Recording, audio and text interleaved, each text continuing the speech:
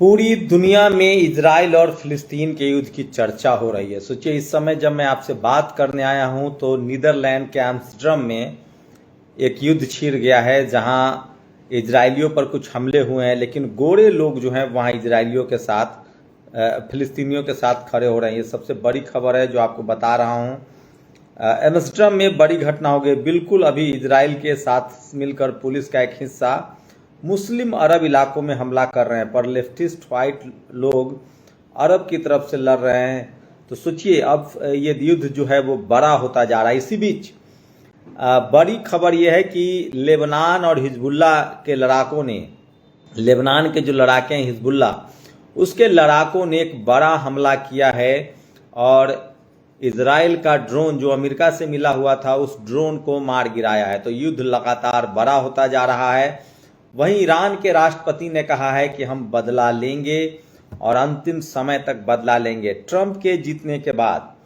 सोचिए, ईरान का तो अभी भी मानना है कि डेमोक्रेट हो या रिपब्लिकन हो, ट्रंप हो या बिडेन हो, उनको राहत नहीं मिलेगी। अमेरिका पर अभी भी ईरान भरोसा नहीं कर रहा है, अरब देश भरोसा नहीं कर रहा है, लेकिन वो वक्त देना चाहते हैं।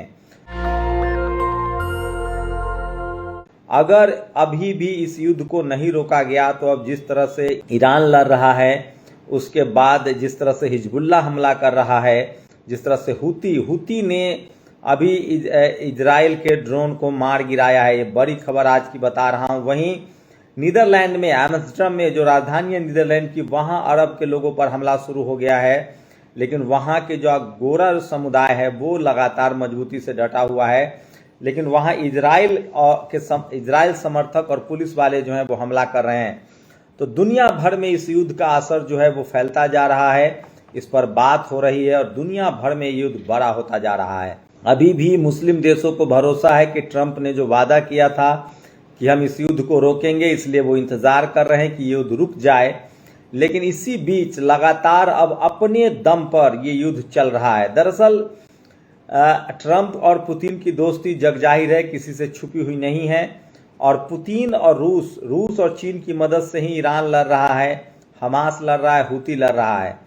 यूक्रेन युद्ध में रूस फंसा हुआ है। अगर रूस को राहत मिलती है, अगर अमेरिका यूक्रेन की मदद बंद कर देता है, ऐसे में इजराइल से युद्ध में रूस जरूर कदम पीछे खींचेगा। शर्त ये होगी कि किसी भी कीमत पर ये युद्ध बंद होना चाहिए। मैं इसलिए कह रहा हूं, कोई मुल्क आज के समय में जब तक मजबूत नहीं होगा, जब तक वो दूसरे के कंधों पर सहारा लेकर लड़ेगा, उसकी मुश्किलें बढ़ सकती हैं।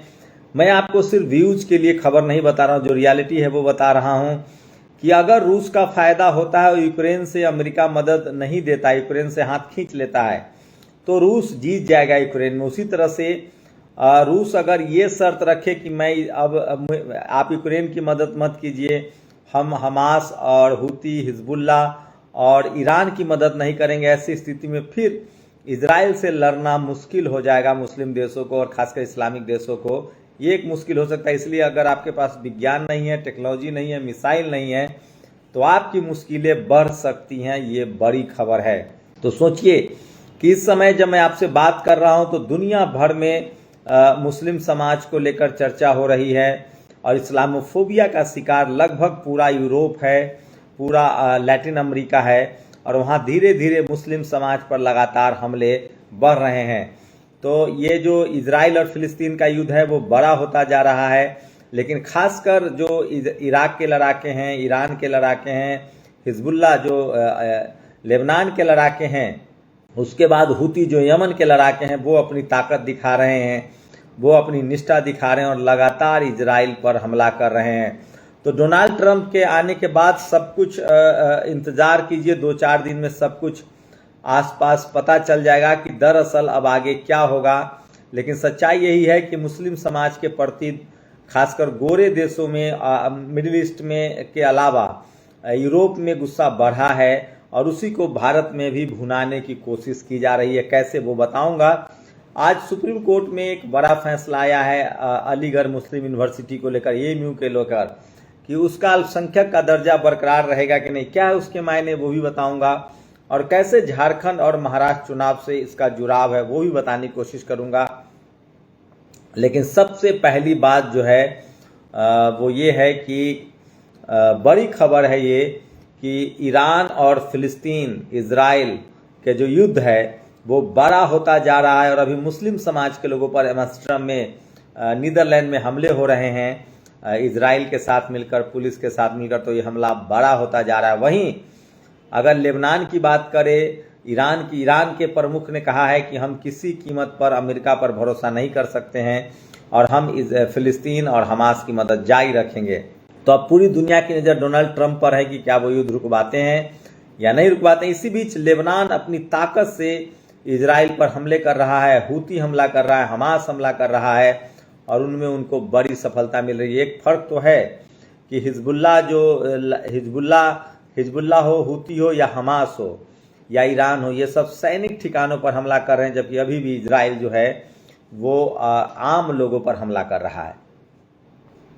इसी बीच भारत से एक बड़ी खबर है। एक तो मुस्लिम समाज के लोगों ने अभी संविधान बचाने के लिए बड़ी रैली की थी इंदिरा गांधी स्टेडियम में जमायते हिंद उलेमा के बैनर तले, और फिर से रामलीला मैदान में मुस्लिम समाज की बड़ी बैठक है आपसी भाईचारा को लेकर।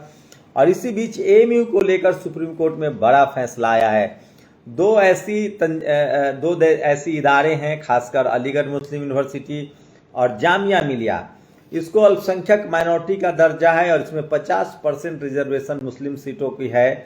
उसके बाद के सीटों पर सभी लोग अप्लाई कर सकते हैं, लेकिन SC ST OBC का रिजर्वेशन जो है वो नहीं है। और ये बीजेपी के लिए एक बड़ा मुद्दा है और वो इस मुद्दे को आगे रखकर तमाम राज्यों में मुस्लिम समाज के खिलाफ प्रचार करता है और इस नैरेटिव को गढ़ने में दिलीप मंडल की बड़ी भूमिका है। दिलीप मंडल लगातार इस बात को हाईलाइट कर रहे हैं कि जामिया में और एएमयू में रिजर्वेशन लागू होना चाहिए।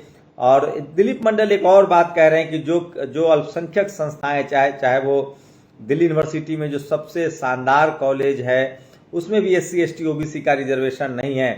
तो हाल के दिनों में अभी जो बीजेपी की राजनीति है वो SC ST OBC के आसपास घूम रही है। ऐसे में मुस्लिम समाज को बड़ा दिल करके सोचना पड़ेगा। और अगर आप बीजेपी के नैरेटिव को तोड़ना चाहते हैं, अगर आप चाहते हैं कि इस देश की बहुसंख्यक आबादी आपके साथ खड़ा हो, तो आपको भी बड़ा दिल दिखाना पड़ेगा। वहीं अगर आप दो यूनिवर्सिटी जैसे SC ST OBC के लोग लगातार कह रहे हैं कि अगर सरकार से फंडेड कोई भी इंस्टीट्यूशन है तो उसमें रिजर्वेशन लागू होना चाहिए, लेकिन ये सिर्फ एएमयू और जामिया पर ही लागू नहीं होता है। तमाम यूनिवर्सिटीज और भी हैं, तमाम कॉलेजेज और भी हैं जहां रिजर्वेशन लागू नहीं है। जैसे दिल्ली का ही सेंट स्टीफन है, उसमें रिजर्वेशन लागू नहीं है क्योंकि उसको भी क्रिश्चियन समाज का माइनॉरिटी का दर्जा है। तो SC ST OBC के लोगों को यही समझाया जा रहा है। सबसे ताज्जुब की बात है, RSS इस बात को हाईलाइट कर रहा है, जो RSS खुद आरक्षण विरोधी है। तो SC ST OBC के लोग समझ रहे हैं कि हमें मुस्लिम समाज के खिलाफ आगे किया जा रहा है, लेकिन मुस्लिम समाज को भी समझना पड़ेगा कि 50% जो रिजर्वेशन है उसमें खासकर जो OBC मुसलमान हैं उनकी भागीदारी कम हो जाती है। अगर SC ST OBC का रिजर्वेशन होगा तो उनको भी ज़्यादा मौका मिलेगा। मैं सिर्फ व्यूज के लिए वीडियो नहीं बनाता हूं, जो सही बात है वो मैं आपको बता रहा हूं। और बीजेपी को मौका मिल गया है और वो लगातार कह रहा है कि जामिया और एएमयू में 50% मुस्लिम समाज को जो रिजर्वेशन है वो खत्म होना चाहिए। और अगर चूंकि सरकार से फंड मिलता है तो SC ST OBC को भी रिजर्वेशन मिलना चाहिए। जैसे जम्मू कश्मीर में 370 हटाने को लेकर भी बीजेपी की यही राय थी और यहीं पर मामला फंसता हुआ दिख रहा है। लेकिन आज सुप्रीम कोर्ट ने कहा है कि अल्पसंख्यक का दर्जा बरकरार रहेगा। इसका मतलब 50% रिजर्वेशन मुस्लिम समाज को रहेगा। लेकिन सवाल है कि SC ST OBC रिजर्वेशन को लेकर बीजेपी अब मुद्दा बना रही है। दिलीप मंडल ने लिखना भी शुरू कर दिया। दिलीप मंडल ने लिखा है कि ये ज़्यादा दिन तक नहीं चलेगा, देर सवेर SC ST OBC का जो अधिकार है वो मिलेगा। तो एक बहुसंख्यक आबादी को, लेकिन समझिए दिलीप मंडल सवर्ण समाज जो आरक्षण की चोरी करता है, जातिवादी मनुवादी लोग जो आरक्षण की चोरी करते हैं, नॉट फाउंड सुटेबल लिखते हैं। अभी भी मेरी जो जानकारी के हिसाब से जामिया और एएमयू को छोड़ दे तो अभी सबसे बड़ी लड़ाई जो जातिवादी मनुवादी जो अपने ही धर्म के लोगों का शोषण कर रहे हैं वो बड़ा मुद्दा है। तो SC ST OBC का राजनीतिक पोलराइजेशन भी हो रहा है और मुस्लिम समाज को आगे आकर इस पर बात भी करनी चाहिए। फिलहाल सुप्रीम कोर्ट से उनको राहत मिली है, लेकिन बीजेपी की कोशिश है कि जामिया और एएमयू में वो पॉलिटिकल कॉन्स्पिरेसी कर रहे हैं क्योंकि अगर बीजेपी भी बहुत दूध की धूली नहीं है, आप समझिए जब बीपी सिंह प्रधानमंत्री थे, मंडल कमीशन लागू हुआ और वो सरकार बीजेपी के सहयोग से चल रही थी, और तब बीजेपी ने समर्थन वापस ले लिया था और आडवाणी ने रथ यात्रा निकाली थी। तो आरक्षण के खिलाफ बीजेपी का भी कैरेक्टर है। दिलीप मंडल अभी एक तरफा बैटिंग कर रहे हैं, और चूंकि वो ब्रॉडकास्टिंग मिनिस्ट्री में एडवाइजर हैं, तो वो लिख रहे हैं कि ओबीसी के खिलाफ है कांग्रेस, लेकिन बीजेपी भी कोई SC ST ओबीसी के पक्ष में नहीं रही है। लेकिन इस बात की भी काट कोई SC ST ओबीसी ही बता सकता है। तो फिलहाल AMU और जामिया को लेकर बीजेपी को मुद्दा मिल गया है, और वो इसको पॉलिटिकल मुद्दा बना रही है, और SC ST ओबीसी को कह रही है कि आपको मुस्लिम समाज के यूनिवर्सिटी में आरक्षण नहीं है, और इस पर झारखंड और महाराष्ट्र में पोलराइजेशन हो रहा है। तो मेरी कोशिश होती है कि आप तक सटीक और सही जानकारी पहुंचाई जाए। शुक्रिया। नेशनल दस्तक की आपसे गुजारिश है कि अगर इसको बचाना चाहते हैं तो नेशनल दस्तक को सब्सक्राइब करने के लिए रेड कलर के सब्सक्राइब बटन को दबाएं, फिर बेल आइकन की घंटी दबाएं। नेशनल दस्तक को बचाने के लिए बहुत जरूरी है कि हर खबर को शेयर करें, लाइक करें, कमेंट जरूर करें।